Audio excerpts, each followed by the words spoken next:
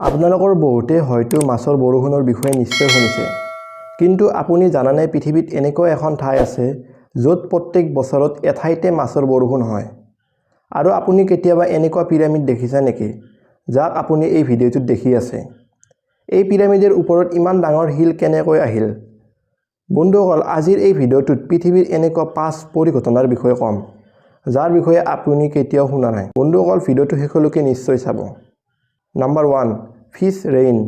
আপোনালোকে মাছৰ বৰষুণৰ বিষয়ে নিশ্চয় শুনিছে। ইয়াৰ ভিডিঅ' ছ'চিয়েল মিডিয়াত দেখিছে চাগে।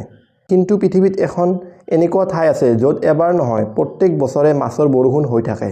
যোৱা 100 বছৰৰ পৰা ইয়াত মাছৰ বৰষুণ হয়। এই ঠাই মেক্সিকোৰ ওচৰত আছে। ইয়াৰ স্থানীয় লোকৰ মতে 1800 চনত ইয়াৰ মানুহে ভোকতে মৰিছিল আৰু মানুহে ভগৱানক প্ৰাৰ্থনা কৰিছিল। ইয়াৰ কাৰণে হয়তো মাছৰ বৰষুণ দিয়ে। নাম্বাৰ 2, আৰ্থ পিৰামিড। বন্ধুসকল, ইয়াৰ ওপৰত ইমান ডাঙৰ ডাঙৰ শিলক কোনে ৰাখিলে আৰু ইমান উচ্চতাত এই শিলবোৰক কেনেকৈ নিলে? কিয়নো তলৰ ঠাইবোৰ গোটেই খালী হৈ আছে। ইটালীত অৱস্থিত এই আজবক আৰ্থ পিৰামিড নামেৰে জনা যায়। এনেকুৱা হোৱাৰ মেইন কাৰণটো হ'ল বহুত বৰষুণ। এই মাটিৰ পাহাৰক পিৰামিডৰ দৰে আকাৰ দিয়াৰ কাৰণ এই ডাঙৰ শিলবোৰে। নাম্বাৰ 3, ট্ৰি ৱাটাৰফল। মণ্টানিগ্ৰো গাঁৱৰ দিনচাত এডাল গছৰ পৰা নিজৰাৰ দৰে পানী ওলাই থাকে, যাক দেখাৰ পিছত বহুত মানুহে আচৰিত হৈ যায়। ই কেনেকৈ হ'ল? আপোনালোকে হয়তো ভাবি আছে যে এই গছডালৰ পৰা পানী কেনেকৈ ওলাল।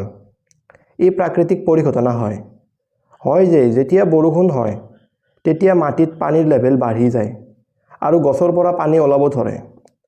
অকল এই গছডালতে নহয়, ইয়াৰ জংঘলৰ বহুত গছত এনেকৈ পানী ওলায়। এই পৰিঘটনাটো দেখি কেনেকুৱা লাগিল কমেণ্ট বক্সত নিশ্চয় জনাব। Number 4, mobile cave. 1986 চনত এটা কনষ্ট্ৰাকশ্যনৰ কাৰণে কাম কৰোঁতে এটা আজব গুহা মিলিছিল, যি গোটেই বন্ধ আছিল। এই গুহা ৰোমানিয়াত অৱস্থিত। এই গুহাৰ লগত জড়িত এটা বহুত আনন্দদায়ক কথা আছে। হয় যে এই গুহা যোৱা 55 লাখ বছৰৰ পৰা এনেকৈ বন্ধ হৈ আছে। এই গুহাত তেতিয়াৰ পৰা বায়ু আৰু পোহৰ পোৱা নাই। যেতিয়া কৰ্মচাৰীসকলে পাইছিল তেতিয়া তেওঁলোকে চাওঁতে তাত এটা সৰু হ্ৰদ পাইছিল, য'ত পানীৰ লগতে ছালফিউৰিক এচিডৰে ভৰি আছিল। Number 5, ছানাই টিম্পিস্কা river. ই এক এনেকুৱা নদী যাক উতলোৱা নদী নামেৰে জনাজাত। এই নদীটো 6.4 কিলোমিটাৰ দীঘল হয় আৰু এই নদীত আজিলৈকে যি জীৱ পৰিছে এটাও জীৱিত নাই। এই নদীৰ টেম্পাৰেচাৰ প্ৰায় 100 ডিগ্ৰী চেলছিয়াছ হয়, যি মিনিটতে মানুহক মৃত্যু ল'ব পাৰে। বৈজ্ঞানিকৰ মতে এনেকুৱা উতলি থকা নদী হোৱাটো ইম্পচিবল হয়। বন্ধুসকল, এই সকলো পৰিঘটনাৰ ভিতৰত কোনটো আটাইতকৈ ভাল লাগিছে কমেণ্ট বক্সত নিশ্চয় জনাব। যদি ভিডিঅ'টো ভাল লাগিছে লাইক, শ্বেয়াৰ আৰু চেনেলটো ছাবস্ক্ৰাইব কৰিবলৈ নাপাহৰিব। তেতিয়াহ'লে মই লগ পাম আপোনালোকক নেক্সট ভিডিঅ'ত। তেতিয়ালৈকে বাই বাই।